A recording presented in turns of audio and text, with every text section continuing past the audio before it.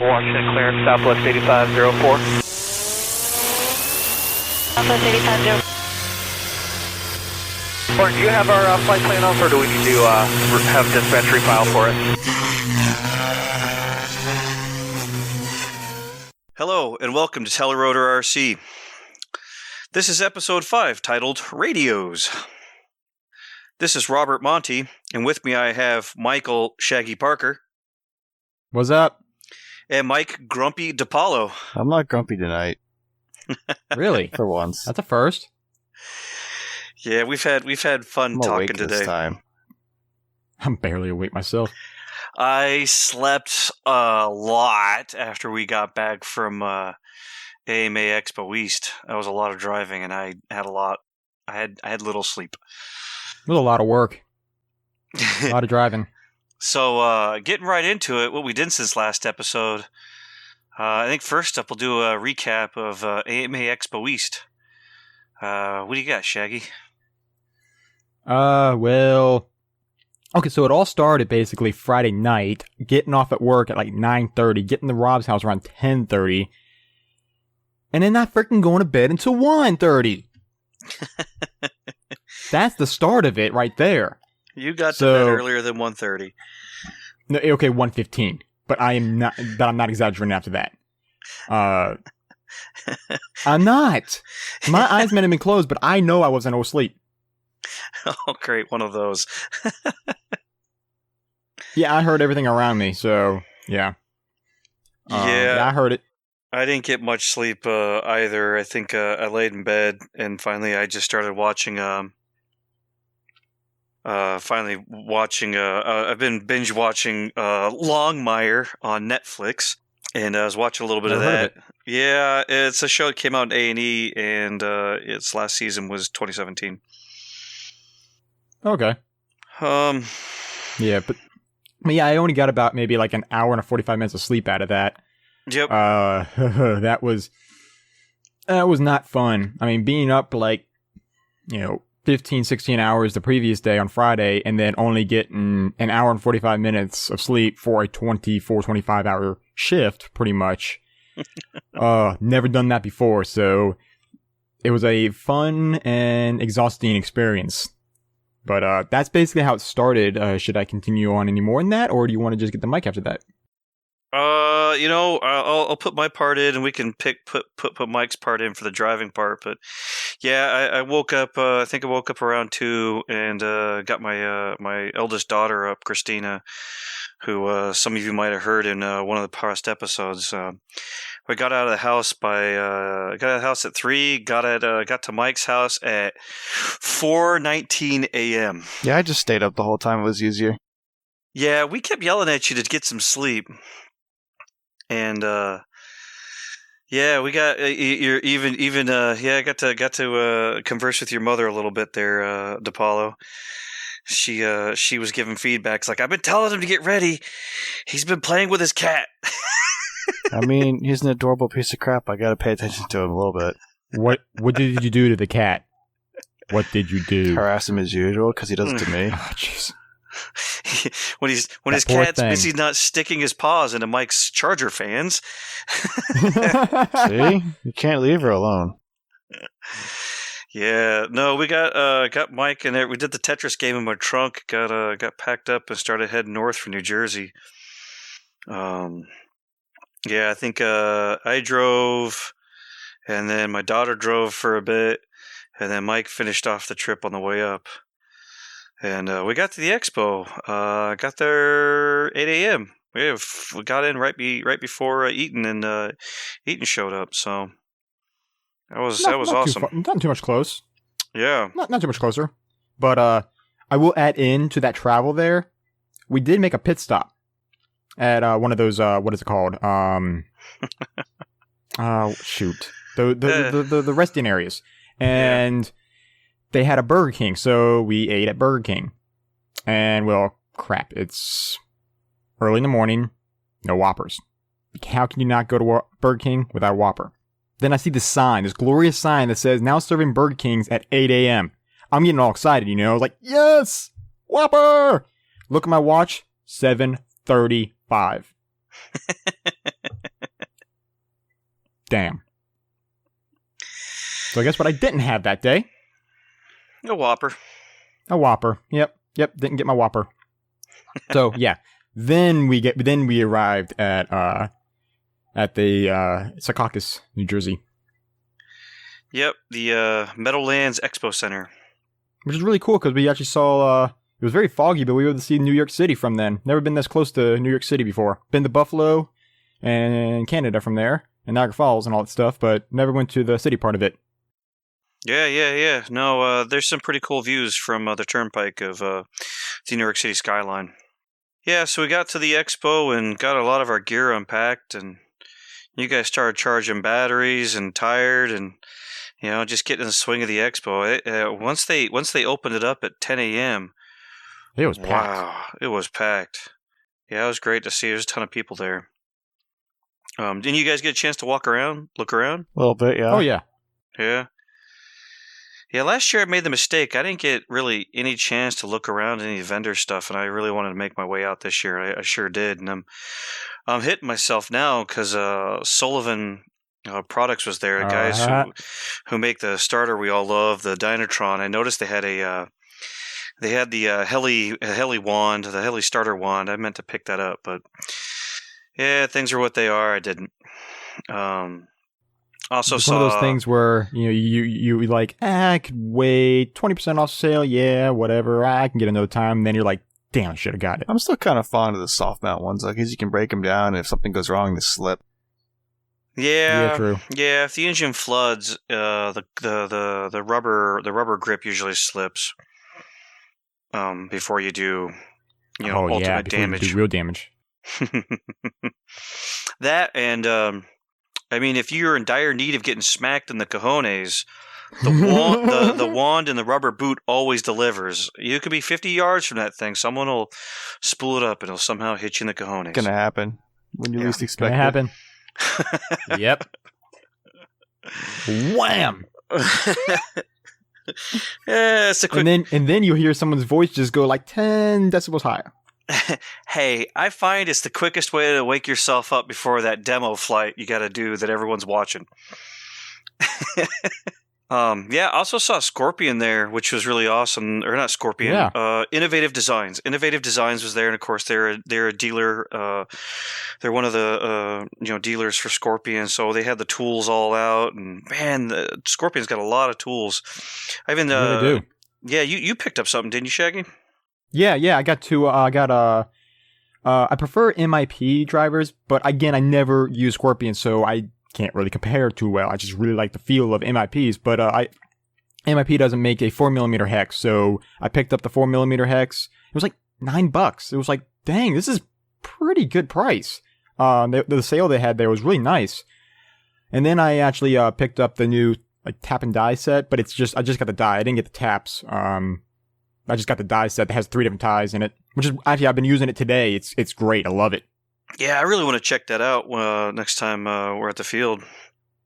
Yeah, I like it. I like it a lot. Like it's so convenient. Instead of having this big block in your hand with 2 handles on it and you have a die in the middle, it's just a handle. So I'm threading screws and they're getting Loctite out, and I can do both hands and get in there in and out a lot faster. It's just so convenient.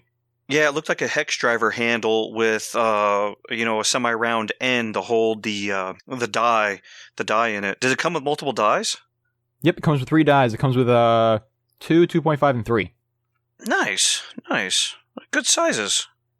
Yep, and they're all threaded, and they go inside the handle. Yeah. Wow. Awesome.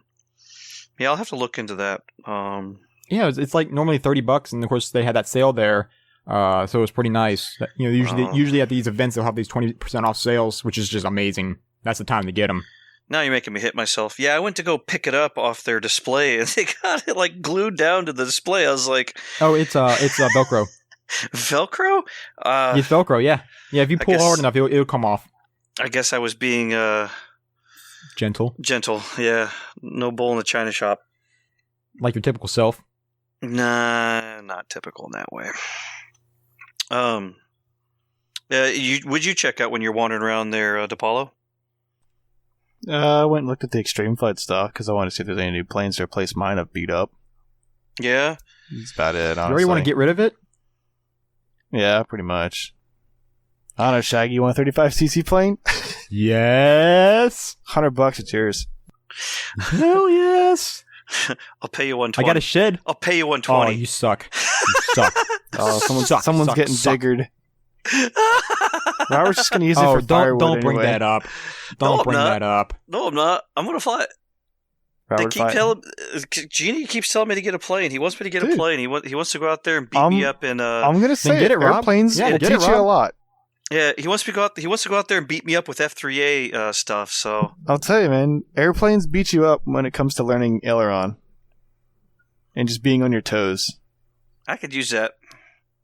Go for it, then. The nice I'll part back is, I will forever hate gas airplane guys for the fact that I can put 50 cents of gas in that stupid plane and fly it for an hour, a whole freaking hour. I Yes. start handing the transmitter to other people. Like, Justin will be next to me. I'm like, all right, I'm going to go take a dump. Here's the radio. I'll be back.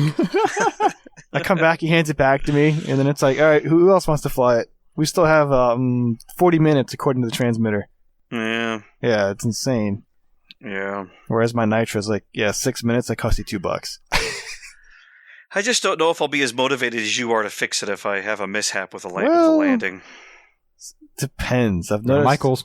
You yeah. were pretty motivated to fix it after that one landing. I I was there was. with you on that session. I didn't go to Michael's with you, but I was there at the clubhouse when you were busy repairing I it. had to experience the entire life cycle of owning an airplane in one night. Yeah. I also learned that throttle hold is not ideal with airplanes like it is helis. You don't do that. It goes splat. Yeah, so I know at this point I've been DePaulo, I've been writing up the feedback to the IRCHA board because IRCHA got we had to split coast this weekend. Charles and Dan were out at the Las Vegas Fun Fly, and then Pete, both Shaggy and DePaulo, we were all over at East Coast, so. We're giving back our notes on how things were going, and I was really excited to see the people coming through this year. I think a big part of feedback is getting more new small stuff there for guys who are playing with multi-rotors or playing with planes, Yeah. and they're interested in helis because Oh, Robert. I think it's a little bit of a turnoff to show them a 700 size heli and tell them it costs a lot of money. So I like telling people about the Gaui. They're like, yeah, you can make it expensive. $600 450. Yeah, that's a little pricey. Or you can put like cheaper stuff in it, and it still flies pretty damn nicely. You can get one rolling for like $400 or less. I agree, but I think that's kind of the top level of price. Later when we get into some of the news, I'll throw out some of the prices of some of the stuff that's new coming out and be like, that's awesome, dude. That kind of prices we see in new stuff is You like, can that's go even awesome. lower. KDS Yeah. servos and other stuff. Or what is Well- it? KST. That's it. I'm sorry. Yeah, you I can hear- go even lower. I hear good things about them. Yeah, I see. A lot of times I look at a lot of models when I'm at Fun Flies, and yeah, I see a fair amount of KST servos and some of the smaller helis. Flashy they looking work. case. Yeah.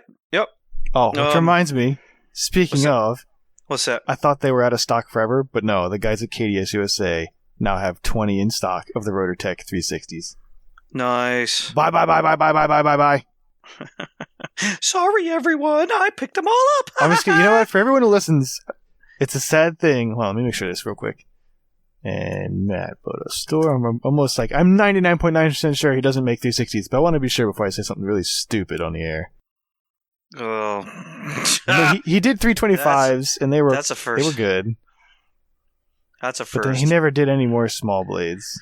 For yeah, those just who don't, 326s. For those who don't know, I am the gatekeeper of what usually ends up coming out on these episodes. Okay, yeah. So Matt just does 325s. They're good, but if you want the float, you got to go like the 360s on the Gaui. The thing is, the closest thing I've been able to find to rails without actually buying rails. So for someone who likes the tracking and everything of rails, being able to get the RotorTechs in 360s for the X3 is kind of bomb. And they're $22. Nice. It's amazing. It's like he's direct buying them from Funky or something. But the point being, it's like, wait a minute. Fun key blades, the good ones, at half price. Yes, give me all of these. Because otherwise they're like 40 a pop, and it's like painful to crash this in an X3. It's like, that's the whole point I own this helicopter, is to crash it into bushes and be like, oh, that's hilarious. Well, you see how it splattered? Pieces went everywhere. They actually contained itself pretty well. It did. You picked up everything. I mean, nothing actually came off of it except a piece of blade. I was like, oh, this sucks. Yeah, that was a top half without a weight, and it slid on the concrete. Don't forget about changing your pitch expo and then start playing with 1-inch margins. Yeah. Yeah, I'll yell at you about that another day.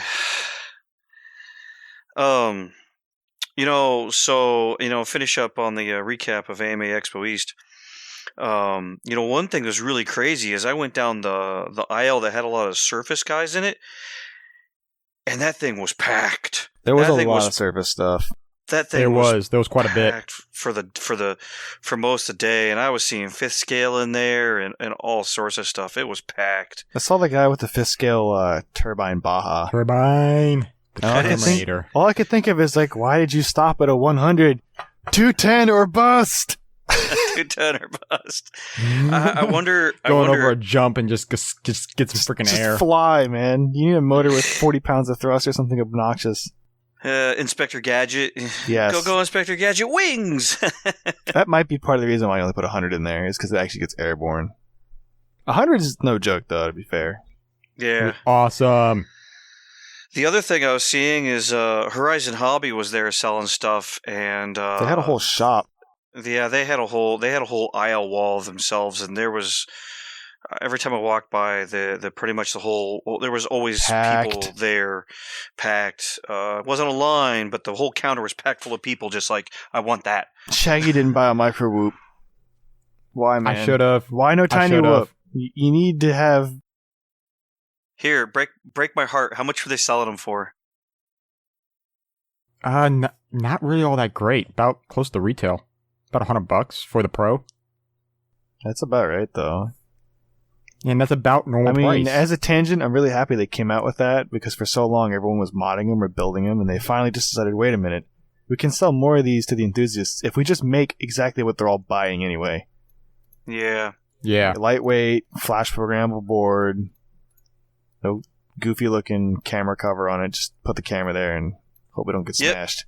The old quote, "Let them eat cake." People buy them. Yep. Which is misattributed, by the way, if you actually go research the quote.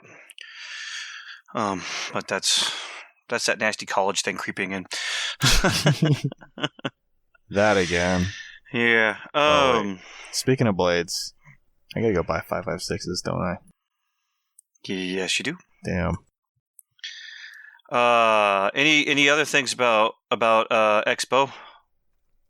Oh, and it was actually really cool. Yeah. It was cool.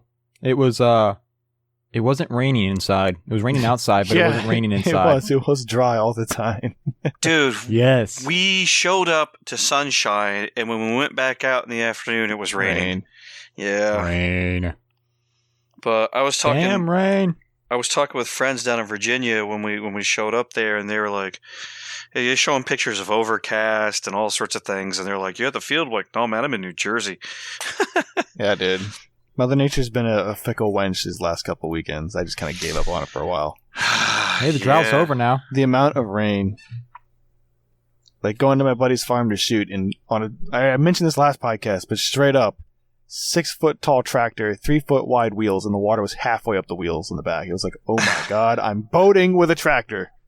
Yeah. I seriously would have been up to my waist if I had jumped off and then sunk in the mud. It's crazy. I don't know. Your tractor's heavier. I'll give you a knee. It would have been bad. Yeah, it would have been bad. That's how bad the rain was here a couple weekends ago, that I thought a road was going to get washed out, and that on the farm field there was like 3 feet of water straight up. A road did get washed out in the county here. Yeah, it did. That's right. Yes. Virginia had actually a road get like demolished. Yeah. Yep, pretty close to both of us, actually. Yeah, meanwhile, the people on the West Coast are like, LOL, we get beautiful sunshine all the time. No, well, Vegas was kind of mad this time, wasn't it? Yeah, at all times. Well, I asked some people, they said it's kind of sort of typical weather for this time of year. Yeah, so I mean, we all did catch the videos and everything coming out of Las Vegas Fun Fly that happened this last weekend. Everyone wearing And pants and coats. pants and coats. Every microphone is chock full of wind. Ooh-wee. Yeah. But it looks like a fun time was had. It looks like a fun time was had. I had some reports from close friends that it was the flying weather was meh, such as meant it was more party weather. Yeah. The crazy thing is, I'm seeing video come out of the night flights, and I'm seeing some epic night flight coming out of there. Yeah, there was some hardcore night flying for sure. Yeah, which that's awesome. It's always good to see that some good flying came out and people had fun. I heard there were around 170 something pilots, and Dude, it was all said and done. there were some lines. Other reports I was getting. There was a lot of people there. Yeah, and they were actually hoping for, I know Gail was saying that he'd be happy if they get around 150. That's what they were expecting. So they got more than that, and that's nice. Successful event was successful. Yeah, they had a cutoff of 150. Yeah, and people That's still right, showed that's up. right, yeah. Yeah.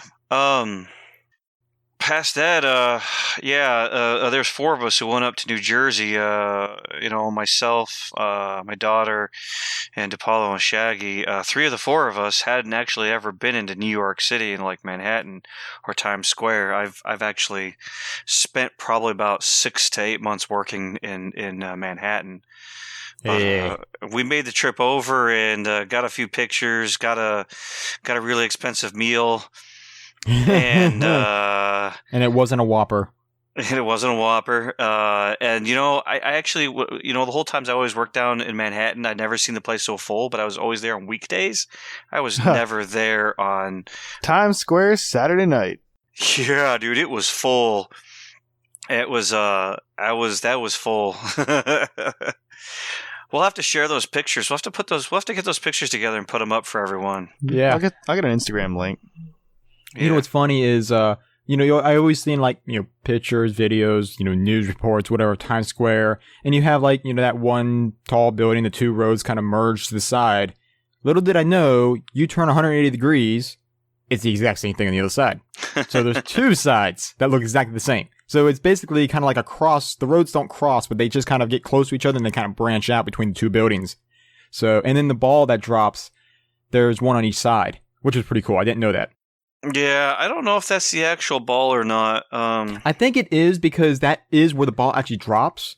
And it said Toshiba 2018, so that's what it said. Yeah. So I don't know. But I think the other thing that made it look very much identical was just how bright all the screens were. Oh my gosh. Yeah. I needed sunglasses. Yeah. But yeah, it was I was surprised how many well, you guys correct me on this, but it's I thought there was a lot of Subway restaurants there. Turns out they were real Subways. I was going to say, it was there's 2 Subways next to each other. What the hell? Yeah. No, one's the real Subway, one's a restaurant Subway. Oh, that makes perfect sense. Surprise, bruh. I gotta throw you the subway map for New York City one day. I don't even want to know what that looks like. It's decent. It's just all underground. Apparently everything is underneath the ground, even the freaking car elevators for parking. Hey man, you can't build out. Got to build up and down. Yeah, I mean, I was showing you guys the rock formations as we came into Jersey, and then again when we were driving into the city. If you go, because we went through the Lincoln Tunnel, and actually, I would say using the Lincoln Tunnel is still better than trying to commute into DC. Wow. Yeah, DC sucks. Yeah. Well, I'm going to throw this last bit out for the expo. I left my house at 3 a.m. Saturday, and I pulled back into my driveway at 2 a.m. Sunday morning. So it was a 23-hour trip. And I drove home from your house back to mine, which made it full 24-hour, and then stayed up another hour. No, I went pretty much straight to bed. Slept until about 1 in the afternoon. Got up, ate, drank a bunch of water, woke up again in the evening, felt really sick, and had a really bad headache. Drank a bunch more water, went to bed, woke up about 11:30 p.m. Wow. Yeah, fun. Fun. Yeah. Ooh. Yes. I don't know if you guys mentioned it. Did you guys mention the flight in the cage? Haven't Well, I talked was about it wondering much. Oh. Mike crashed! Yeah. I flew my fireball in the cage. I knocked the canopy off by doing 4-point TikToks. I then cut the canopy with my blades and still flew around and had some fun. I will still cut. But- I will cut that out too. I did an emergency auto. You did a planned inverted landing. Yeah, planned. Accidentally hit throttle hole. Planned. Perfectly planned. A planned inverted landing, Perfectly planned and autoed onto the blades. which was pretty cool. Yeah. Which was actually very cool. I actually enjoyed. I actually not enjoyed I actually enjoyed the morning. The morning sessions. You guys are feeling it out, but like I got. I think Mike, I got you to do a sliding auto. Yeah. Back to us, and yeah, you guys are using the space in the cage. There's not a lot of space with a 450, honestly. You, for some reason, you stood in the shallowest part as far as depth goes. Depth wasn't the spooky part. It was width and height.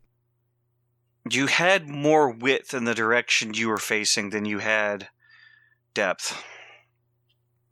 And you weren't centered in the cage. Nope. Yeah. Centers for losers. So that was our New Jersey, Secaucus, New Jersey trip. Yeah, AMA Expo East.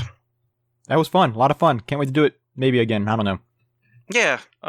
No. But I will never, ever go back to New York City. Ever again. It was cool for like the first 5 minutes. Like, okay, let's go. Yeah, you guys are. Yeah, I say it was different for me working there than it is as a tourist on Saturday night. Dude, there wasn't a single tree ever anywhere. Not one tree. That's sad. Actually, if we'd gone up to Central Park, you would be. Oh, yeah, you would be amazed how many trees are right there along all the avenues along Central Park. Of course, that's the freaking Central Park. Yeah. But I mean, there's some side streets, especially as you get away from Times Square, that the trees start popping up, and you'll actually start feeling it. The buildings get less tall, and the trees start showing up, and you start seeing kind of like stairs into people's front doors, and yeah.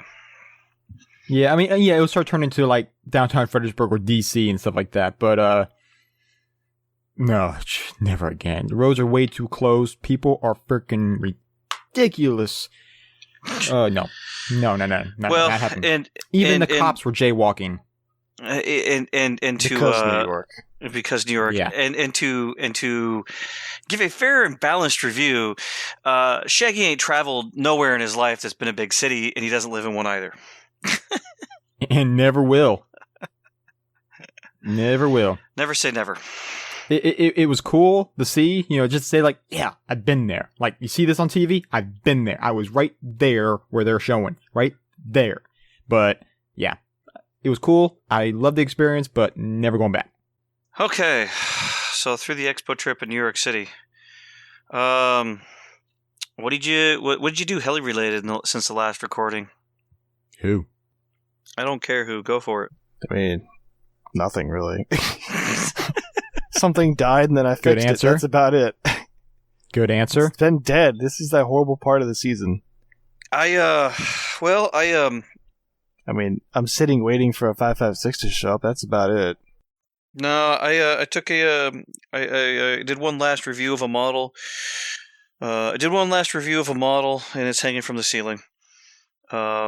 Used the torque wrench on it and checked all the parts and everything, and put some oil on it, and getting ready for flying coming up next week in a cabin fever. Also on two of my other helis, I'm gonna pop out all the thrust bearings and replace them, tail and head. Basically, it's beginning of season. Flights are gonna start up. It's gonna start becoming time. I don't want to open things up, so time to get some of that work in. How about you, Shaggy? Well, not too much during the week. Just trying to get some things done here and there, small things, podcast work, all that stuff.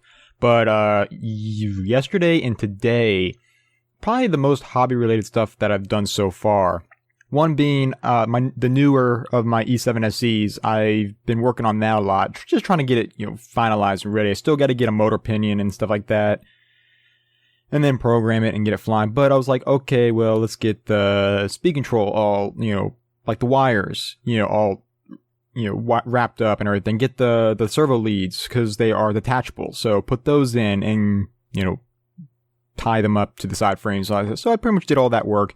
The speed control, I've been debating about doing it though, but I cut the lead short, probably 6 inches long. Got the crimping tool and all that stuff. I made my own extension that runs to the back of the frame and then kind of go in between the frames like that and plug into the speed control and then heat shrink over that and tie it down. That way, if I ever had to remove the speed control for some weird reason, I don't have to undo everything. I just unplug it from the base. Yeah. And again, you're shortening the lead, but sure, if you sell it, it might be a problem, but it's not gonna be that big of a problem, honestly. Worst case scenario, you pop it back over and desolder that end and resolder a new lead on there. If you don't want to do that, send it back to Castle. They'll do it. If you don't want to do any of that, just suck it up and deal with it. But that's what I did. I don't plan on selling it, so I'm not going to think about the future. I'm going to think about now. And this is convenient now. So I did that, got my servo leads all wrapped up, and I used the dental floss. So I used to use zip ties until Rob told me about the dental floss and the wax-covered dental floss. And it's very convenient. It takes a little longer to wrap around and apply, and I always do. I don't know if you do, Rob, but I actually do use a little bit of CA to just kind of hold the knots, properly. Just I don't put it like over the frame, over the wire or anything. I just try to like glue the knot so it doesn't unravel or anything. It does work pretty well. I do like having the.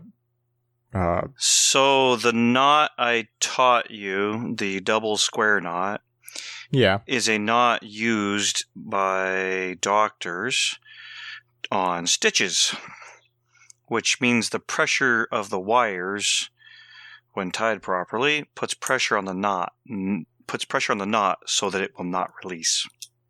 Yeah, but I just do it as a safety feature. But again, it's my way. Every way is different, but that's just the way I do it. I prefer to put a little bit of CA over the knot. It works out better for me. And also what I also like when I cut the ends, I'll CA the very ends and kind of like put it over the rest, so you don't see, there's like no fray ends at all. There's no cut marks. It's literally, you don't even see a joint. You just has this continuous ravel. It makes it look a little nicer. The only thing I wish they had was dental floss in black. That way it blends into the frame. You haven't looked for some yet? I haven't even paid attention to any, so there might be some out there, and I will look for some. But worst case scenario, spray paint. So I did that. I worked on that last night, and then today I finished installing the flybarless unit and getting that secured. Lining it all up, got some Legos out and made a little jig and lined up the sensor and all that stuff.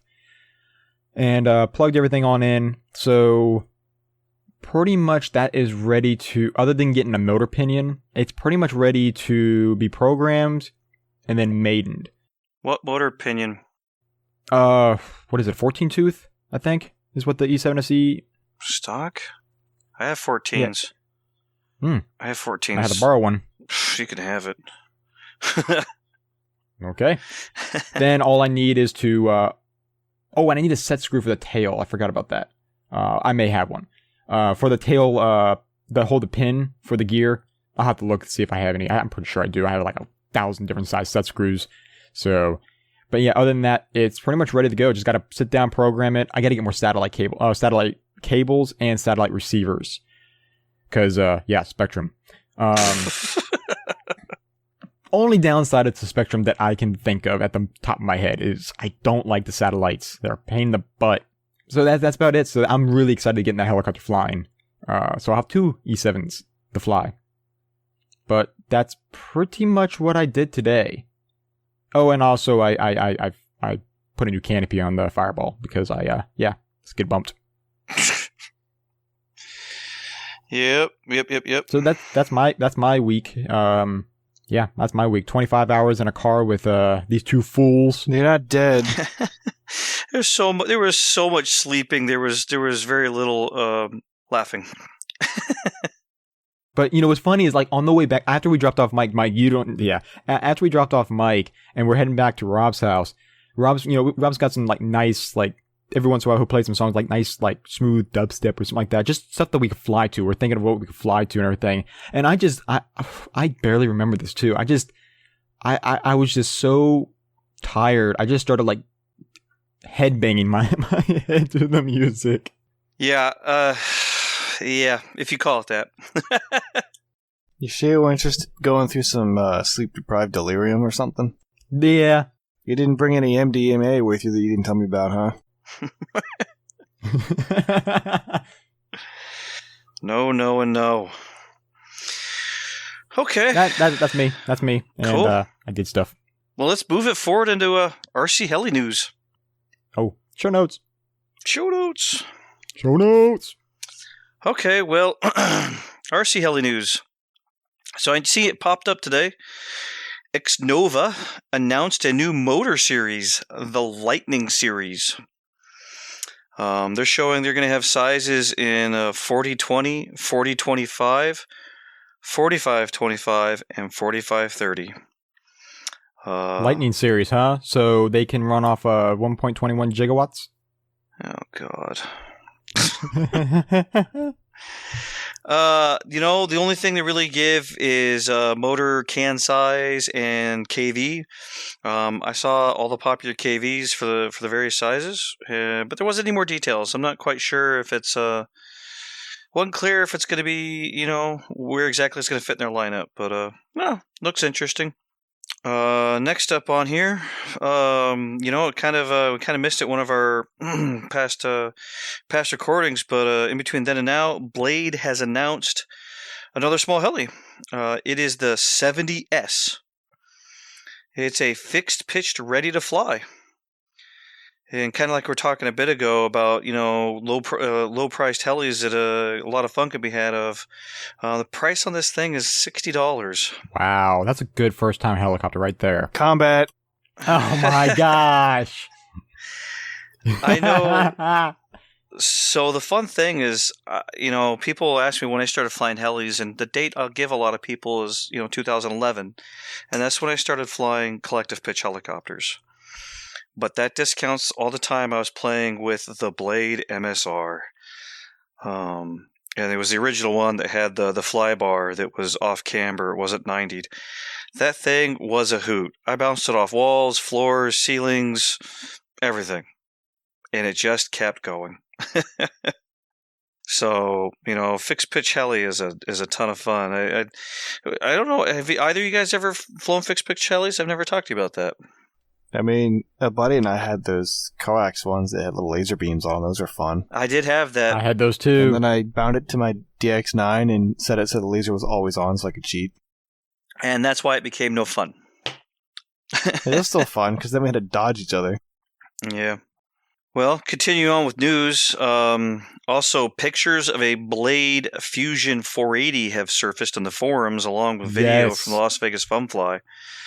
That one I actually really I honestly like the look of it. I mean, the skids, but the canopy and the frame side design, I kind of like it. I kind of like the look of it. It looks like from standing back and looking holistically at what Blade's doing with their lineup, it looks like they've given themselves a small refresh or a complete refresh. Which, hey, I get it. It makes sense. Catch some new people come in the hobby and have them grow up with some Blade helis before maybe they continue on to other Blade stuff or whatever it be. But by what it looks like a true 480 millimeter blade. So basically a 500, almost a 500. I saw some pictures, and this looks like it'll stick it into 500 class size, which is the fun thing is just how torn up the size classes are. Oh my gosh. As far as truly referencing, we seem to be in a bit of a convergence period where old nomenclature of motor size is still used in calling a 450, but it swung 315 or 325 blades, or do we call it a 360 because it's flying 360 blades, or 480 because it's flying 480 blades, or 516 because it swings 516 blades? Yeah. Bit of a convergence time. It'll be fun to see it actually finally make its way out, just be blade sizes all the way up and down the whole lineup. Yeah, and actually like consistent blade size and not like 572, 637. Well, I think some of the manufacturers are going to use the blade size to stand out amongst others. Yeah, but there's also another 480 out there. You got the logo 480 there, so yeah, you can use blades like that. Yeah, I have a friend who has a blade, or not a blade, a logo 480, and he flies it. He really enjoys it. I don't see it much. I don't either. I haven't seen much of it. Yeah, no, it's a fine heli. I don't see it much. But at the point where some people might say like, well, that guy's copying the same size as this other helicopter. Like, well, you also got to look at there is so many sizes out there now that are in between like a 500 and 600 or a 300 and 400. There's so many sizes in between. You're gonna run into that. Yeah. Like, I mean, I'm sure people are going to say, like, well, it's copying the logo 480s. Like, no, it's not. There's so many blade sizes out there. Yeah, whatever. Anyone else? Anyone else got any vendor news before I move forward on the other ones? Not off the top of my head. Okay, so one of the benefits of being a CD at an event at your field and also being a member of a podcast is I get to do a little bit of advertising of our local podcast. So, hey. So likely the guys, my friends who are also CDs of the event, will put some more links out on Facebook. But Heli Spring Fling in Fredericksburg, Virginia is now live on RC Flight Deck for pre-registration. So if you go to rcflightdeck.com and type in like Spring Fling as a search term, the event will pop up and you can actually get through registration. There's 2 items in there, just the main pilot fee for landing, and then there is a, like we talk about other podcasts, if you want to do Speed Cup or drag racing, there's an additional $5 fee.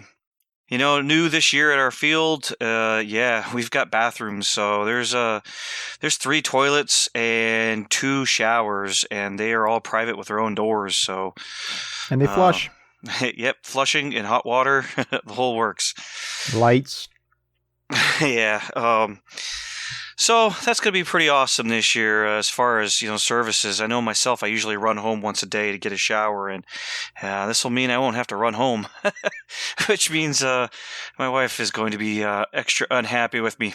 I was just going to say that. Yeah, because I've taken the hammock camping out there. Also, I was just talking with Casey.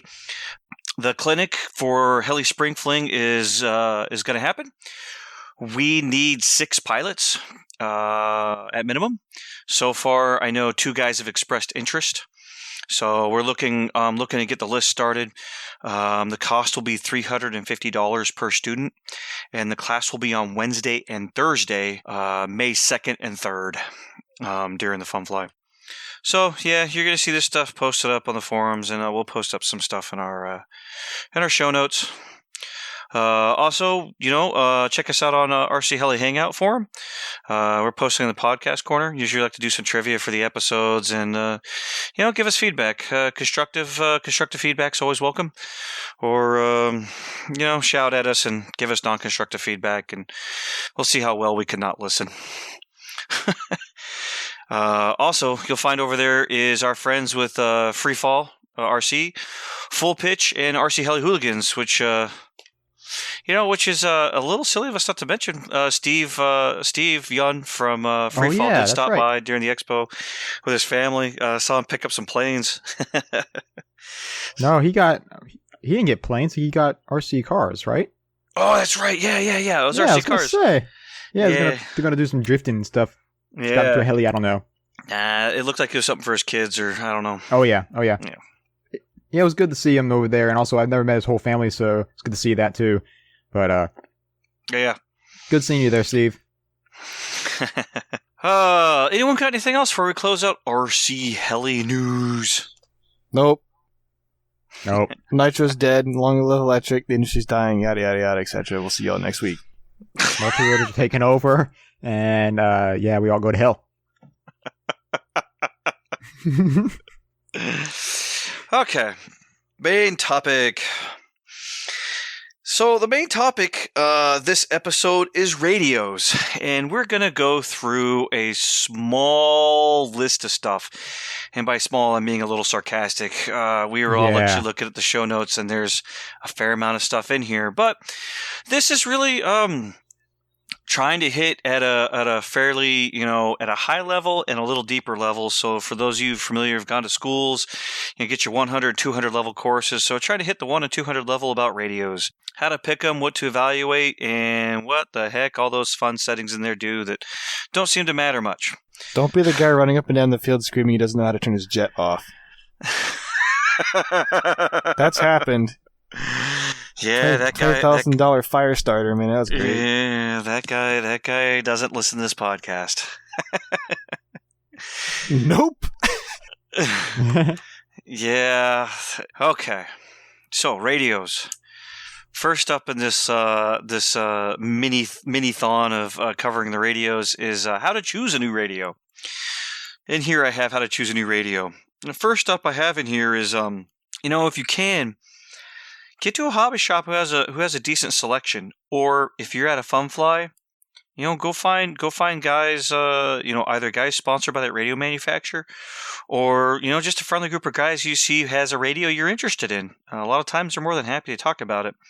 The big thing you're looking for here is holding the radio in your hands. Bring your favorite neck strap if you're a neck strap kind of guy. Get that radio in your hands. And the big thing I say is close your eyes and work the sticks, work the switches, hold that radio how you'd hold it. It doesn't matter how it looks; it matters how it feels. Yeah, and I'm being serious too. You're 100% right. We don't look at these radios when we're flying. We look at our aircraft. So, it is a big thing. Is can you operate this radio? Do the switches fit your fingers? Do the gimbals fit? And if you're, one thing I'll say is if you're a thumber and you're thinking about going pinching, try both hand movements. If you're a thumber and you're a long-term thumber and you like to switch out, stick ends or something, are there stick end options for your radio? Think about those kind of things. But the big thing is get it in your hands and work those sticks and work those switches. Make sure, pretend you're doing your flight. Pretend you're doing your beginning of your flight, flipping an idle up, flipping throttle hold, doing an auto rotation, doing a bailout. If you use a two safety switch setup, like a throttle hold and a throttle kill, flip the switches. Also, ask the owner or ask them where those typical options are at as far as switches go on the radio, so you get an understanding of where those options are at. And you also could possibly have a friend that might have a radio that you might be interested in, and they may trust you not the fly model with that radio, just so you know how it feels. Like I know Rob, he let me fly his 18MZ. And with his SC. I knew I said that wrong. As soon as I said it, that's wrong. And then he corrected. This thug didn't throw out $3,000 for a radio. That's what I'm saying. As soon as I said it, I was like, that's the $3,000 one. Anyway, so this fool foolishly let me use his radio and fly one of his F3N birds. His E5 Super Stretch, and I gotta say the radio actually felt different. I liked the feel of it. However, his switch layouts were completely different. My middle finger rests on the face of the radio above the face switches. My ring finger actually goes between what is usually throttle hold, so between the two switches on the top of the radio, and of course my index on the and top now. Yeah, so as far as nomenclature of radio, the face is what faces you, and my middle finger rests on the face of the radio. My ring finger rests on the top of the radio. The same top as where the antenna comes out at. Yeah. Yeah. So I catch a lot of people trying to put their middle fingers on the top of the radio, and then you get this really large spread between your index and your middle, which I don't find to be comfortable, and also limits you from doing anything with the switches on the face of the radio. See, the way I hold my radio is when I pinch the sticks, my middle fingers are going to be on the side of the radio, while all my other fingers are holding underneath. So it made it the way the switch layout was. It's hard to really explain in voice and word. When I want to for doing the switches, I mean I have to move my middle fingers on top versus on the bottom or on the side where I can access those bottom side switches. And that's why for my radio, I always like having my idle up on the side on the left and my throttle hold on the very bottom. The real big switch, typically most radios are very similar. They have a really big switch, which is on the very bottom on the right. Yeah, in Spectrum world, when you say sides, that's where I start talking about top, because there's no real, there's rollers on sides of the radios, but there's not really like switches. No, the only switch I have that has anything to do with the helicopter flying on the face of my radio is my throttle cut, which shows my ESC a true 0. My throttle hold shuts the motor off, but doesn't show it a true 0. Because if I after the model is armed, if I do throttle hold off and on, it does quick spool up. But all that to say, check out where you want to put your stuff on these switches. Exactly. Everybody's going to have a different setup, so don't be asking, like 5 different people, like, hey, what would you recommend? Because they're going to have it to their liking. Go to your liking. Don't just ask a bunch of people what they tell you should do. Go by what you think you should do. I will agree to that to a point. At some point, you have to have some things a bit standardized if you're going to hand a model over to someone else. You're going to have some guidance, yeah. And then I just run into plane guys who've been running plane-specific radios who throw their switches everywhere, and I just run in fear. And I fly the model regardless, and just remember, don't flip the switches on the left, because that'll flip throttle hold. So, another item on choosing a radio, so before you buy it, one of the things to research is logic requirements. So the other thing is determine if you have any logic requirements.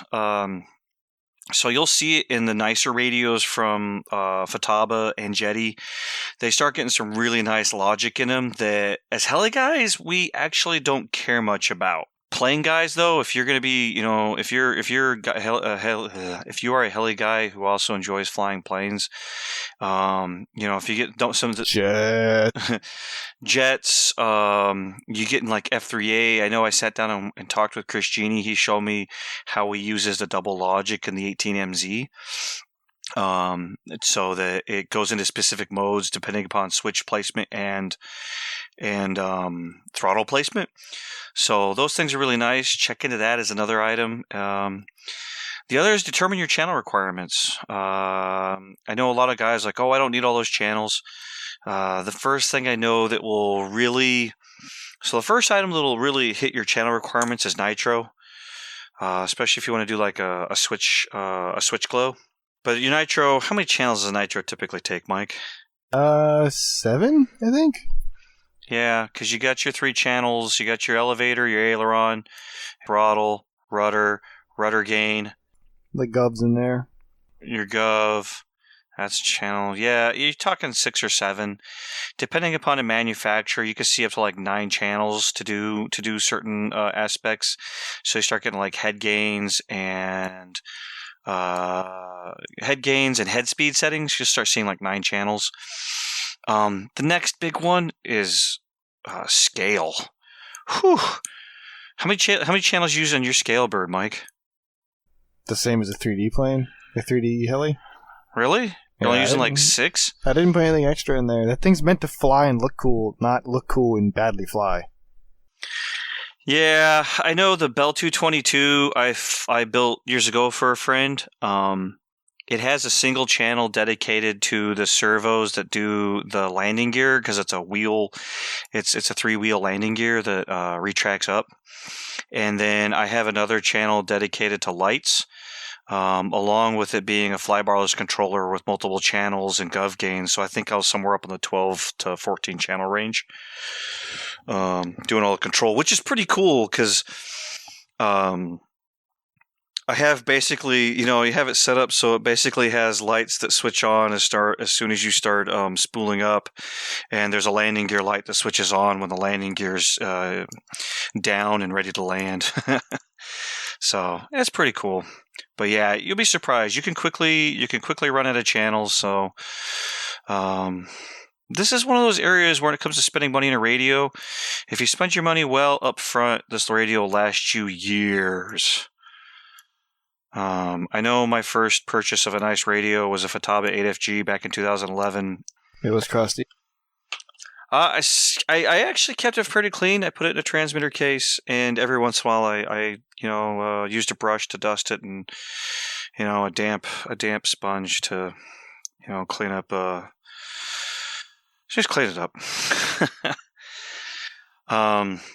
Yeah, and the last part is other aircraft requirements. If you're going to fly multi-rotors or planes, other helicopters, that sort of thing, look into that. Any other items here you guys have for how to choose a new radio, things to look at before you actually buy it? Yes, if you are still in the old ages and you're flying a flybar, make sure it has flybar mixing, because a lot of them are starting to go away from that. Yeah, I won't name any manufacturers who have pulled out pitch to aileron or pitch to elevator, which with some of the older flybar helis makes it a little tough. If you start doing pitch pumps, you'll notice your heli will pull around. So if you want to do, like a lot of us see in our flybarless controllers, we can do elevator pre-comp, where we tell the elevator to speed up a bit when we're running through our collective range so it keeps up. Well, yeah, I'm sorry. If you're flying a flybar, you're not going to get to do that with a Spectrum radio. Telemetry and logging is one. Yeah. That seems useful, but most everyone supports that these days, but some radios are better than others at it. I have it was one of the last bullets here, so I'll go ahead and bring it up forward to now, is also the telemetry. Research what it takes to put telemetry into the aircraft if you're interested in it. I know myself, I have telemetry on my Futaba system. It's integrated, it's my Contronic speed controller is feeding it into the Futaba receiver, so that I can get milliamp hours and other fun stuff. So it's really nice flying to milliamp hours. I show that to a lot of people, and the next question from them is, how do I do that on my heli? So a big thing I'd say is, if you're interested in a new radio, research what it takes to do telemetry. You may not want to do it today, but you may want to do it tomorrow. For example, I flew until late 2017 without telemetry, and I flew until late 2016. What am I talking about? Yeah, I sold my radio I sold my AFG in 2016. But I flew until late 2016 with no telemetry, and finally put it in there. And I knew what it was going to take, so it's definitely worth researching what it's going to take to put telemetry in your aircraft. Sensors, how easily it plugs in your receiver. Is your ESC compatible with your receiver and transmitter setup? Is your controller is your flybarless controller give you options that your receiver doesn't, or even do you have to do separate items like a JLog in order to get the telemetry you want? So definitely look into that. I know Spectrum is used to be the TM1000, which you can still use the TM1000 for live telemetry and stuff like that. But the most common one is it's the 4649T telemetry receiver, mainly used for, or was designed for, multi-rotors, but a lot of people for planes and also helicopters have been using them for live telemetry. I know Alex Rose was working with the Brain 2 to get the telemetry with Spectrum working properly, and of course it works now. Also with that receiver. And that's basically what it requires to get that little $40 receiver is what basically requires to get telemetry and integration with your Spectrum transmitter, which is pretty cool. Yeah, that's good to know. That's good to know about what's compatible with the Spectrum side of it, because I tell you, that opened up a pretty large flight envelope for me, is flying to milliamp hours consumed, because then I can fly every head speed I have, and come down and fly it to the max amount of time allowed, and come down, with the battery at the same capacity used every flight. Yeah, that's something I haven't tried out yet, which I am going to get that receiver and put them on my helicopters with the brain. But like the 420 currently right now, I have 3 different head speeds. I have 21, 23, and 2500 head speed. I'm basically guessing. I know I can get 5 minutes of flight with 2500 RPM and doing not hard smack, but just somewhat hard smack, but not too crazy. And I know I can get 10 minutes at 2100 RPM. But when I start mixing it up, I'm guessing. So I cannot wait to get that to actually know where I'm at, especially when I change batteries from 2200 milliamp to 2600 milliamp batteries. Changing, that's hard on the. That could be even difficult for the telemetry though, because I know I have telemetry alarms set just for basically my 5000 milliamp hour batteries. Yeah, but when you're looking at voltage, then it's going to be the same all the way around. You'd be able to see the actual voltage. You can't fly voltage accurately. That is true. That's right. That's actually a really good thing to say. You can't fly the voltage accurately because by doing certain loads, the voltage, the sag in the battery is gonna sag pretty low, and it may seem like you're at your peak or you're at your time to land when you're really not. It's just a sag in the battery. Yeah. That also shows when your battery. That also tells you when your battery's crap. When your sag's down below and it holds like that for a while, time to get a new battery. I'm going to argue with you some more on that one, Shaggy. Damn it. My example is flying at RCHO in the winter. The temps were below freezing. The batteries weren't performing. I hit my low voltage telemetry alarm. My ESC, I didn't hit my ESC cutoff. I hit my telemetry alarm, and it basically told me it hit an alarm that's a little bit above what the ESC would stop the fun at, and it made me realize I got a low battery. I got a battery that these warmed up. It takes experience to learn that one because I've had those batteries in wintertime and gone back out in the spring and gone through and cycled them and continued flying them, and they're fine for hard 3D for a year. It just comes down. It's too damn cold. At 6 degrees. Yeah. New Year's Eve, the day. Yeah, fun. With a negative 3000 DA. So another item I will add in here to look at before you go buying a transmitter is buddy boxing. If you're a guy who's been in the hobby for a while, you may want to buddy box people, and you may go even so far as, can I keep my old radio and buddy box people with my, can my new radio buddy box my old radio? So that's definitely worth looking into. I know myself, I actually have I have a second transmitter. I have a Futaba 6K V2 that I actually buddy box with. And works perfectly fine. But it's it's good to understand up front how it was going to work, and so I did some research so I could see if I could use that extra transmitter, and also what it takes if you're going to do wired buddy boxing or wireless. Yes, exactly. Just what's going to go on there. Definitely look into it, and also understanding it will help you if you're out of the field with friends. If you know about it up front, you can say, hey, let's buddy box, and you can go do it real fast instead of spending 3 hours getting it working. Yeah. It's like my I buddy box with planes a lot. DX18, I have a Gen 1 DX18. It's wired, not wireless, and I got a newer DX9, which has the wireless, but obviously DX18 doesn't. So, still has the cable and everything. Just plug the cable, boom, done. You're good. Yeah. That's great. So yeah, you can still have a newer one go with the older one as long as, worst case scenario, just use the jack. Yep. Last bit I'll say is, in buddy boxing, there's a couple different modes, but check out if you can trade model memories with like an SD card between the models, or if, some of the other manufacturers, you don't have to really do any of that. Or even the way Spectrum and Futaba works, you can usually set them up in a mode so that they use the teacher's settings with the student. So, no matter how you throw the stick throw, it's the same stick throw as a teacher would use. So Casey and I have done it the field. Basically, you don't copy settings from one to the other.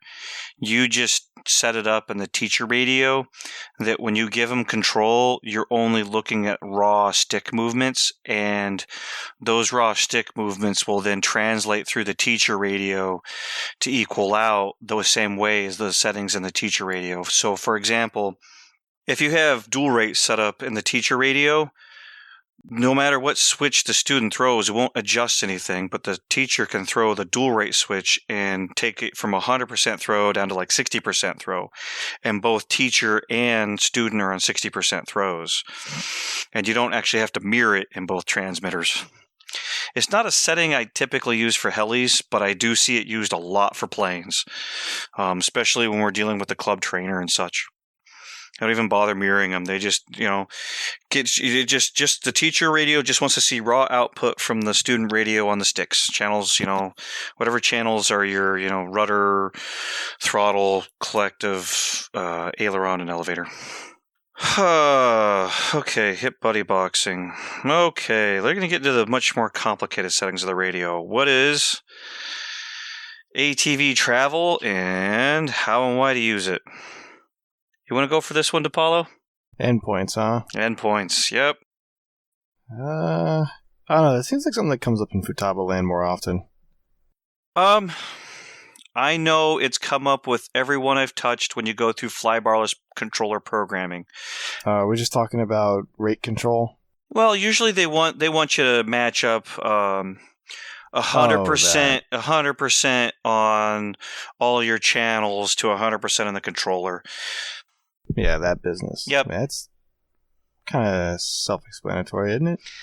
Well, and that is self-explanatory for the heli side. ATV travels at endpoints for guys who are flying flybarless. Usually, as you go through the wizards with your flybarless controllers, they'll walk you through adjusting them. I mean, even a plane or a jet, it's still the same kind of thing where you just... the 3D guys, they just crank the travel till it buzzes and then back off and then equalize them.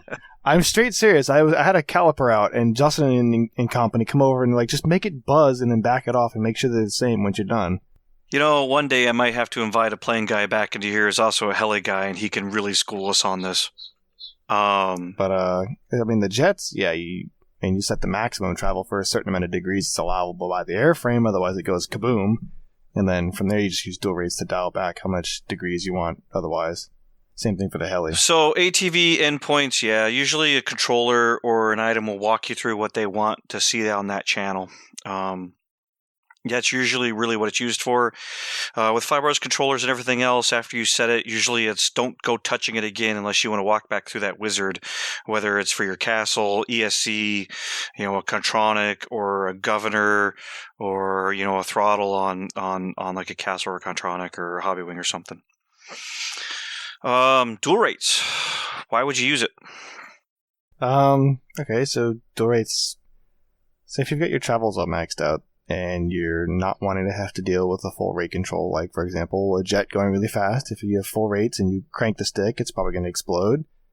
If you've got a heli and you don't want to have the full insane speed that you know the aircraft is capable of, and you want to tame the thing down for maybe precision flying or practice, or you just want to look smoother, then you'd use dual rates to dial the maximum degrees per second back, or in an airplane, how many degrees of pitch are getting thrown into the control system. Exactly. Yeah, you got it clear.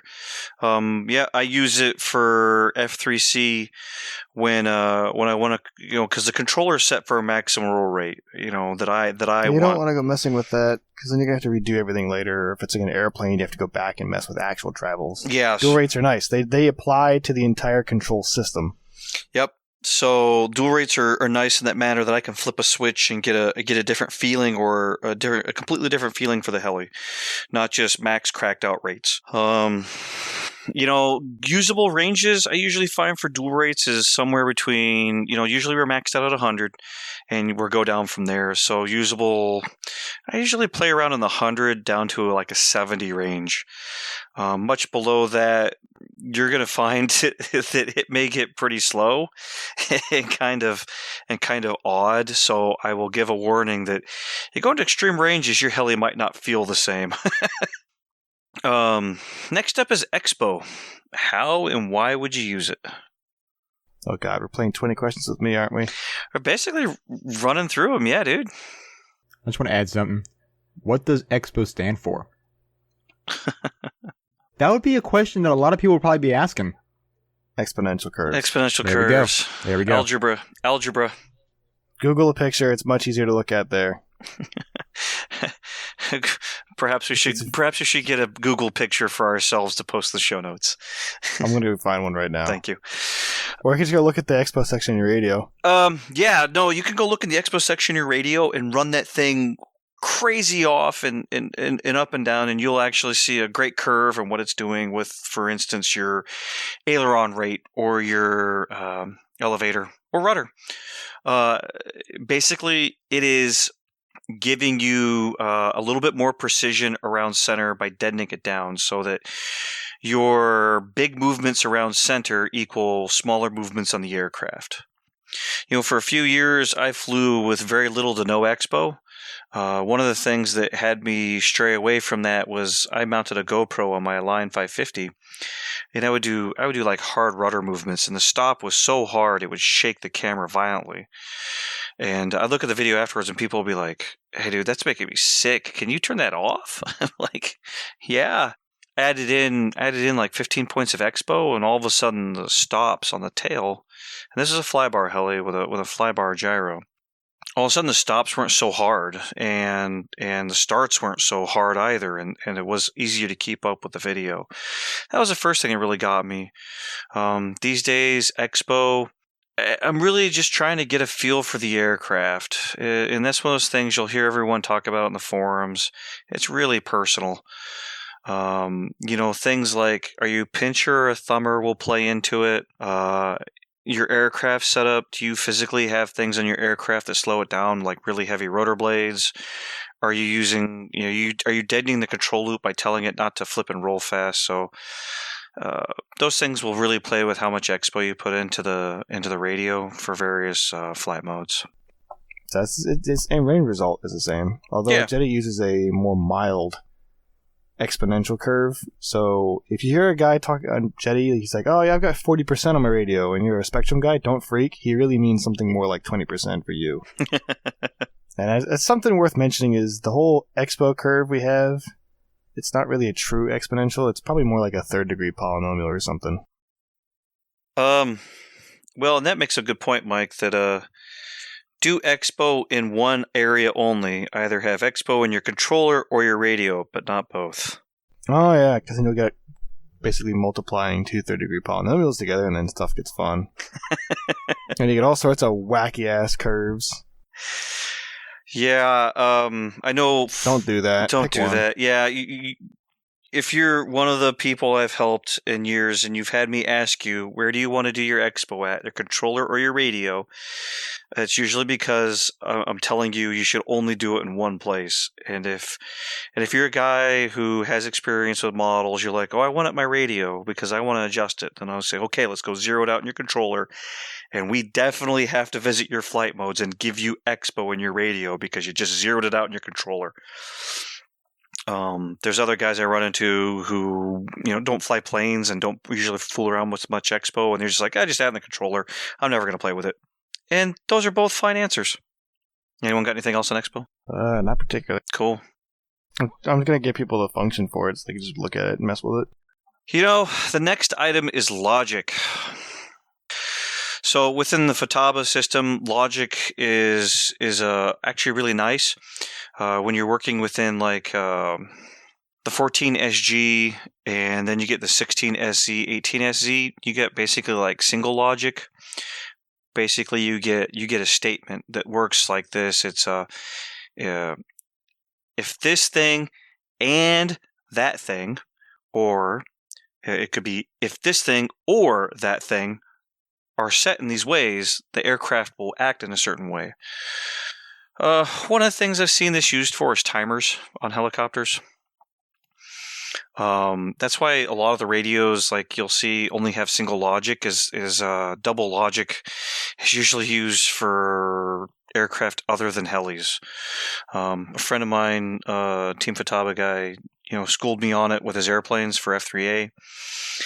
He uses double logic, which is available in the 18MZ, where depending upon where his throttle is at on the plane and where a stick setting is, his airplane will do different things, or as far as like roll rates and flip rates. So, for example, if he's on a downline 45 with the throttle, low throttle, and he's doing rolls, he has a different rate than when he's on an upline 45 at full throttle and doing like rolls. This way, he doesn't have to flip more switches. It's just stick position in one switch. He's doing, upline or downline stuff. Same with like, climbing items or descending items on the plane. That's a really nice spot for logic. So what do you got in logic, Mike? Well, it's something on a jetty or a futaba, you could use it for setting up timers, or if you're doing airplanes, lockouts for landing gear, lockouts for flaps. Yeah. Anything that needs to be turned on or off and you're not explicitly doing it, it's a good place to use that.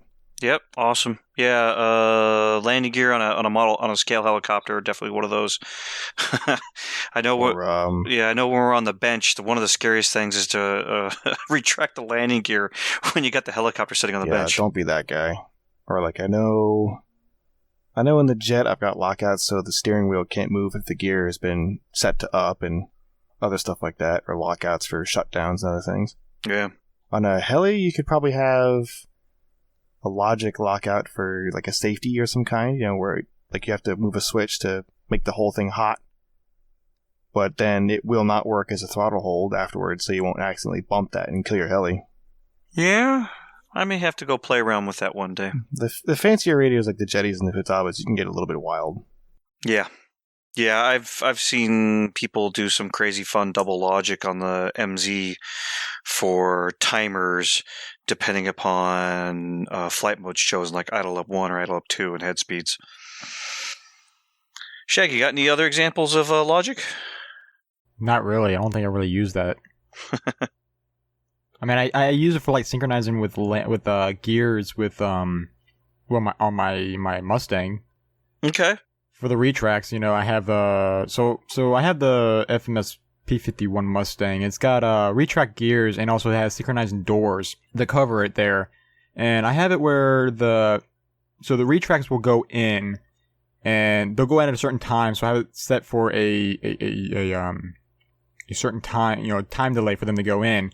And then about 5-6 seconds later, then the doors will slowly go in. But of course, I had to make it synchronized where the doors will open before the gears come out, because I actually screwed up when I was messing around figuring that out. Messed up and had the gears come out, and it pushed the whole doors open, and I yanked the servos out, and yeah, it was fun. Wow. But I also have it where the retracts are. So the retracts, when I flip the switch for the retracts to go in, they'll go in immediately. Like they'll start the synchronizing immediately. But when I have them go out, I have it like on a 10-second delay. Nothing, no real main reason, just I wanted it like that. So when I flip the switch, then, it would be 10 seconds before they actually start coming out. Again, no real reason, that's just the way I wanted it. But I haven't really messed with messed with logic like that really much at all. I mean, I do have like multiple timers when I fly the E7. I've got my normal timer, which is at a throttle hold and seeing a input or a signal input with the speed control. But when you start, because so I could track, I always track all my flights and flight times and everything. But when you hit throttle hold, especially if I'm doing a lot of autos, it stops the timer. So I have another timer on a button that when I flip out of throttle hold, I'll hit that button at the same time. So when I'm doing autos, it will count them as well. Yeah. I just have a timer that the moment I bring the collective or throttle out of the very bottom negative setting, the timer turns on. So the only time the timer would turn off is when I'm on the ground and full negative, or if I'm doing an inverted punch out at full power, at full negative, which is a lot rarer because I spend a lot of time doing auto rotations. An interesting thing, you mentioned delay. for F3C, since I hover at mid-stick, but when I go into my idle up so I don't hover at mid-stick, I actually have a delay on the condition, so that when I go from normal to idle up 1, it delays the movement of all 3 servos to go to 0 pitch. That way the model doesn't dive towards the ground, which is pretty cool. I've used it before also. I remember I used it for my Line 550 with a Line speed control. I did a throttle channel delay because the Align ESC would enact the settings so fast that it was like popping. It was like making popping sounds in the drivetrain, and so I enacted a condition delay for the throttle channel, and that way it moved up head speed slower. Oh, okay. Moving to some more physical things about the radio. Or no, let's do Pitch Expo. That's something new about that I didn't hear about, which I just heard recently. So cool, I want to learn about that. Start talking. So I'd heard it mentioned by another, and I'll leave him nameless in another podcast. And it come up as from the flying field. I run quite a bit of collective pitch, and a lot of people know you never really see me do any grass mowing or get really close to the ground. The big reason is I just don't feel like I have precision hovering inverted for grass cutting. I feel like I'm but a twitch away of putting the model right into the ground, so I'm not going to risk it. I also have a maneuver in F3N. It is a inverted hover with a pirouette, and you have to take it's like 3 seconds to do the pirouette. And a lot of times I find I'm all over the place. I'm over controlling the model. And I've been trying a couple different ways over the seasons to help this. Last season I just had a collective curve that was highly reduced from like my normal higher pitch to a much lower pitch. It was to the point the model felt really dead, but it did a better job. However, pretty much all of our nicer radios actually have Pitch Expo. They adjust it in different ways, though. Spectrum is basically a checkbox, or not a checkbox, it's enabled or disabled. And then you can move your 5-point curve around on your pitch channel to basically recreate a more or less expo. And with the Pitch Expo enabled, it will smooth it out for you. In Futaba, for the 16SZ, 18SZ, and 18MZ, there is actually an expo curve on the collective pitch. You can change it from spline to expo, and then at that point you get an expo number like we're used to adjusting on aileron or rotor, and you can run that number up and down and watch how much expo you dial in or dial out. I will give this one warning on this. I was recently working with this. Start small. Start small, and also realize that if you adjust it on like idle up but not on normal, or just do it on normal but not idle up, or you don't adjust it on your throttle hold pitch curve, that you could cause your model to jump. So you need to take into account, like what I did is I enabled a little bit of the expo of a pitch expo on both normal, idle 1, and throttle hold, so they all matched. That way the model wouldn't jump, and I just matched up all 3 flight modes. And I experimented with some different values just to get a feeling for it. I came away with this after I experimented with it.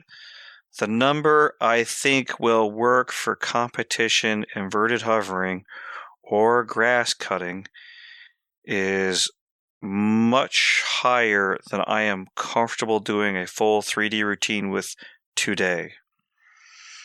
So I think I will work into it slowly and get more comfortable with it.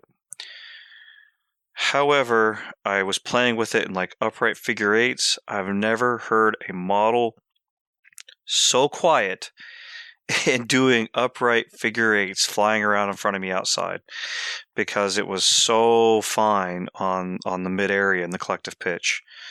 When I was swinging through pitch range to keep that model, nice and level, it was staying nice and level no matter what I was doing, and it didn't make much noise on the rotor head. What do you got with your experimentation there, DePaulo? Well, I mean, I tried it. It works on the E5. How do you adjust it in Jetty? Same thing. There's a whole big menu of exponentials and dual rates, and just pitch is one of the things on there. Okay. Jetty does things a little bit.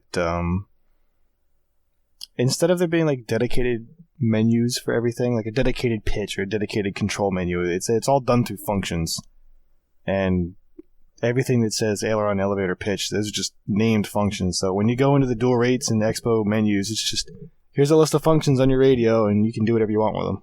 Yeah. And pitch is one of them. You can do what you want with it. Yeah, I'd have to say when I was playing around with the exponential on the pitch, I played with like 3 to 40. And it was crazy. It was crazy where like when I got into the higher ranges, doing continuous flips and rolls, the model stayed in place and didn't deviate much. I had to throw my stick a lot further than I was used to, but the model stayed in place. It didn't fall, it didn't come towards me, it didn't go away, it didn't climb. It just stayed there.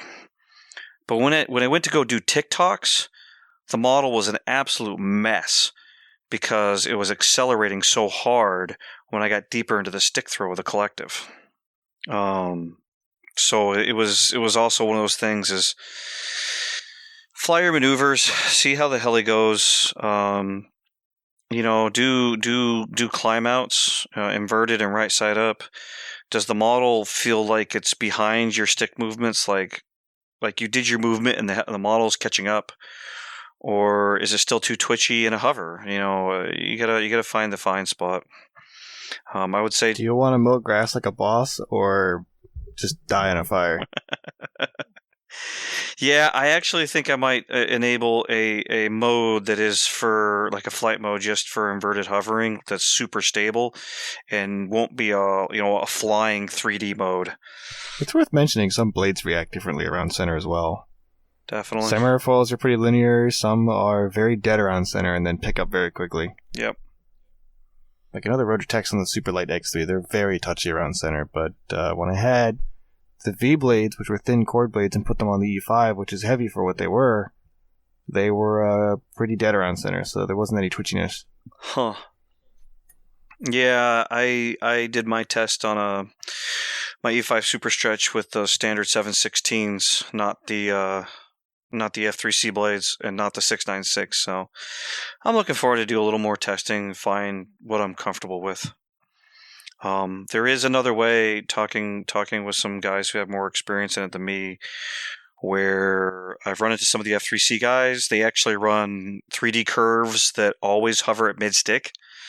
And that's a way to not use pitch expo, so you don't have models accelerating crazily when you get towards the extremes of your pitch, but you also get a nice linear feel from the model. But that's also one of those areas you're probably not trying to do a mid-pitch inverted hover and cut grass. You're looking to be specific for precision on F3C. Hey, last item here. This is Oh boy. This is Shaggy's baby. Range test. Oh, yeah. Yep. Range test. Make sure you do I'm just it. gonna start calling him range test. Hey, range test, what you doing? Yep, that's my new name, I guess. Oh, here we go. You're too good at these. There's too many things you do that make me give you nicknames. Sorry, Shaggy. Yeah. Yep. I know. You are the only guy I know who range tests every single flight, though. Hey, I don't want to dig you on safety, but it is kind of funny looking. Hey, you know what? I don't care, because I know that if there's something going on, something may have happened. I'm gonna find it. Hell yes, and I've found it many times. Pre-flight. I'm not taking my $2,000 heli or plane in the air and then all of a sudden, That's oh not crap. worth mentioning. How many people do we know that still do pre-flights? I mean, I do, because I like my stuff not exploding. Pre-flights, yes. Range checks every day or every flight? No. Nah. I do it. It's just because that's what my dad taught me when I first started flying planes back when I was young. And yeah, but it radios just were stuck. super janky. But yeah, but still, anything could fail. And it's just, why risk it? Why risk, it's something as simple as just walking, because most of these radios have a feature we can lower the voltage, lower the voltage that is that is sending signals, so you don't have to go like 1,000 feet. You can just go like 30 meters, and then not even that. Honestly, it's like 10 meters. I think these range tests are saying, and you're good. I mean, that's usually what I'll do. Like I'll do it like the first day, or if I change something, or if it's been a while, I'll look. Changing. A lot of times, what I do is when I do a range check, I also turn my back away from it so the antenna is facing the opposite direction, because if there was something wrong with your signal, that will show it. Agree. Yeah, I was People always stare at me, but I rather take 20 seconds, not even 20 seconds, to walk a few meters away and turn my back to it just to check all the functions than to go up there, fly around, and fly into someone's camper and be embarrassed and have a really bad day and have to pay that. Range tests after firmware updates. Range tests after radio changes if you've been playing with your wiring. I'll agree with you on that. If a model's been crashed, yeah, range test.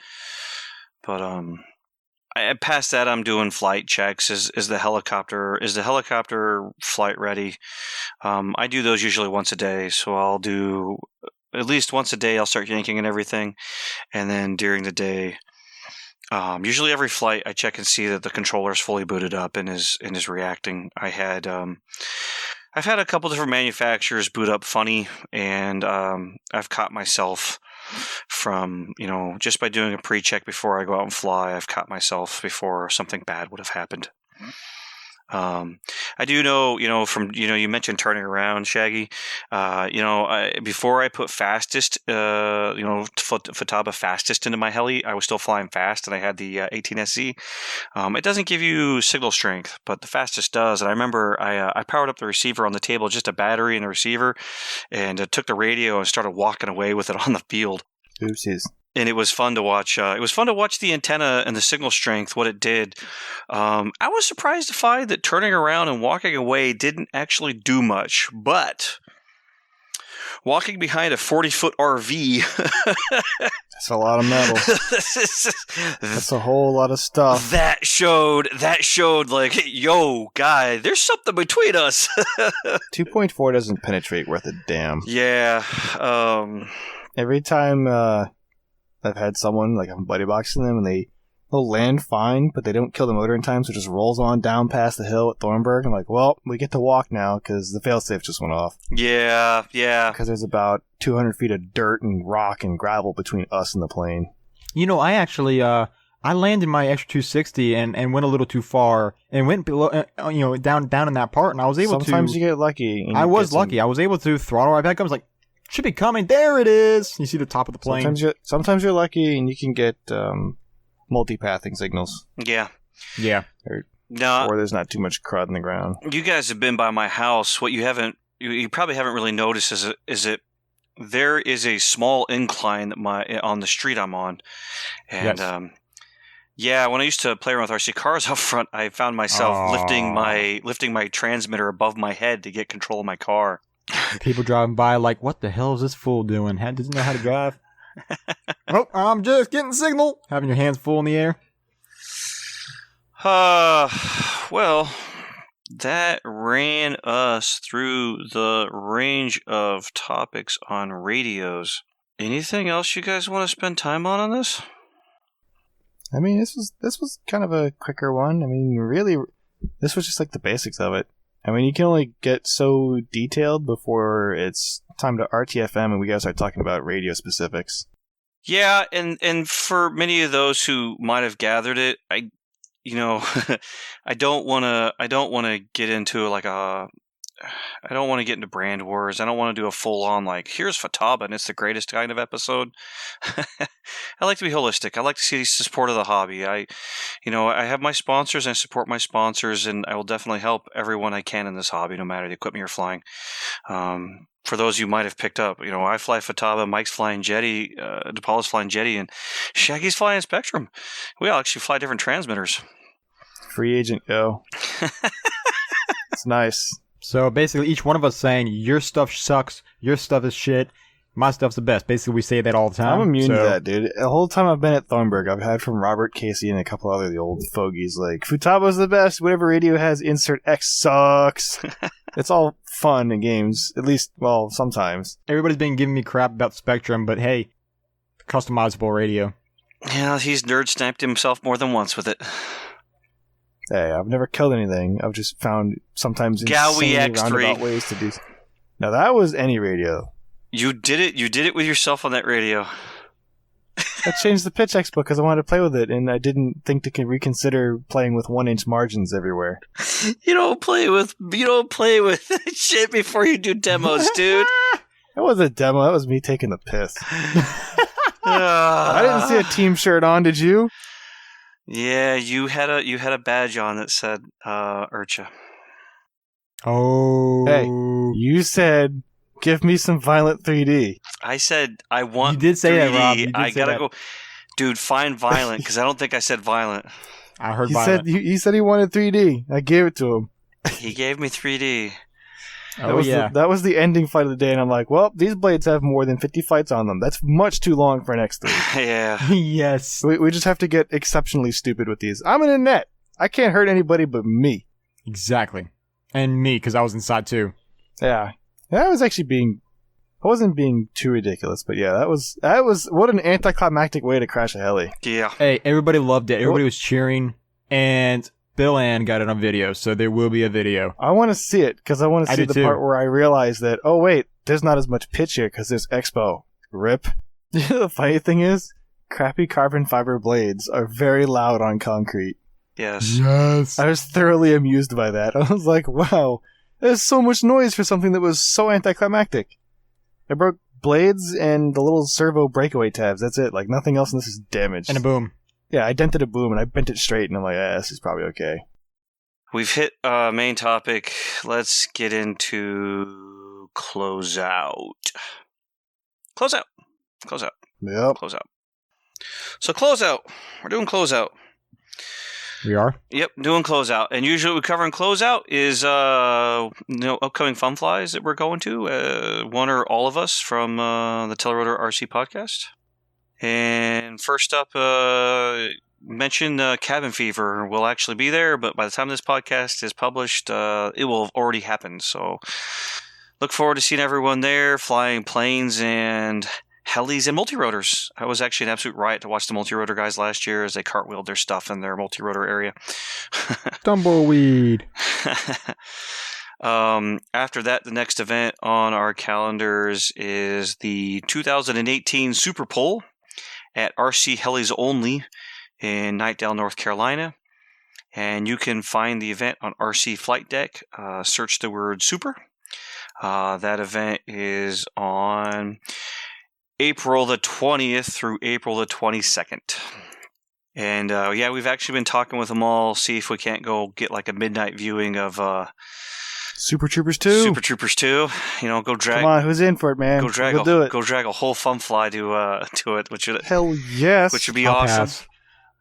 Because we can Dude, we can all come we on. can all scream I'll out pass. lower at the same time, and the whole theater won't know it except for the 30 You know of us what? there.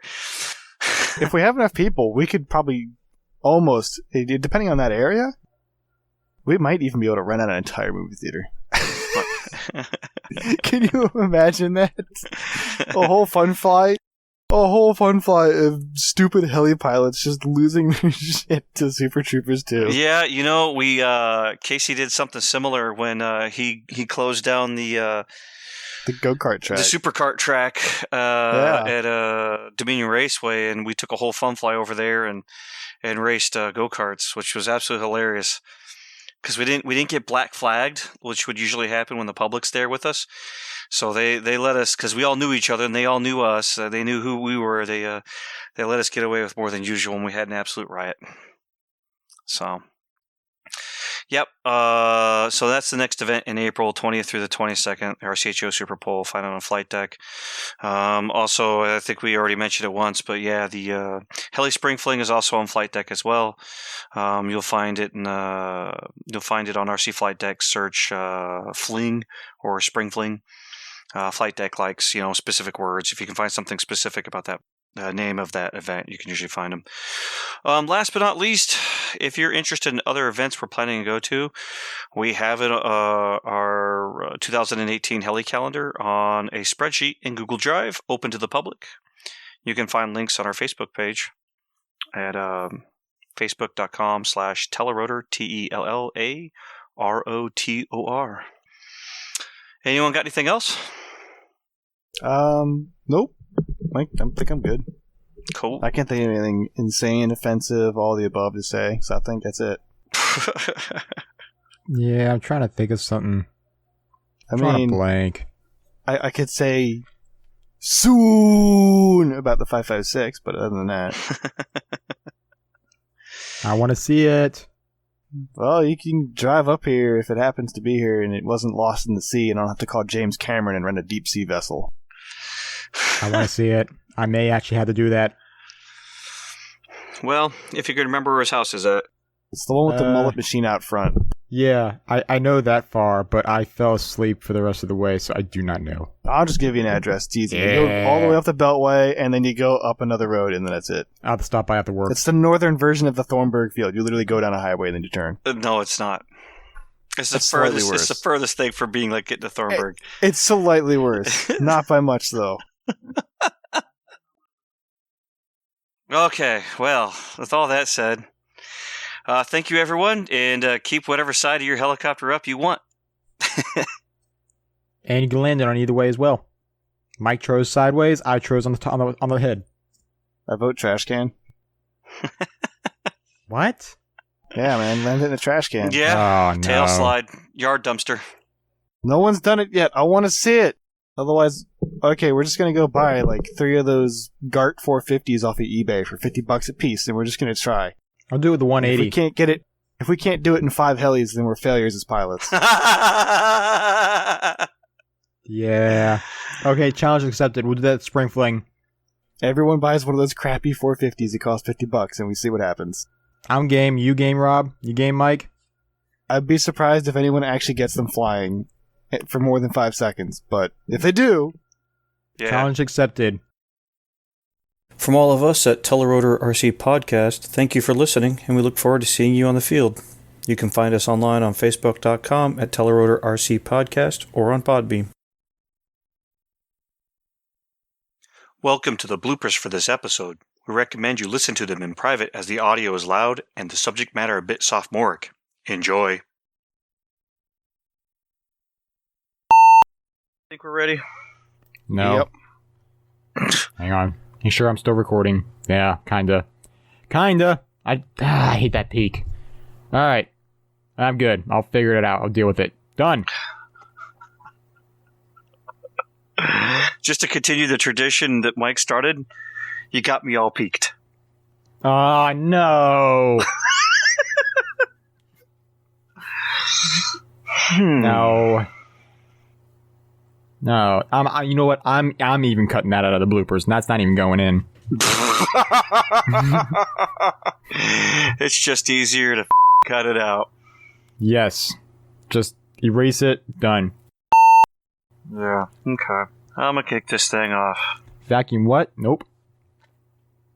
Extension hose? Nah, you don't need that.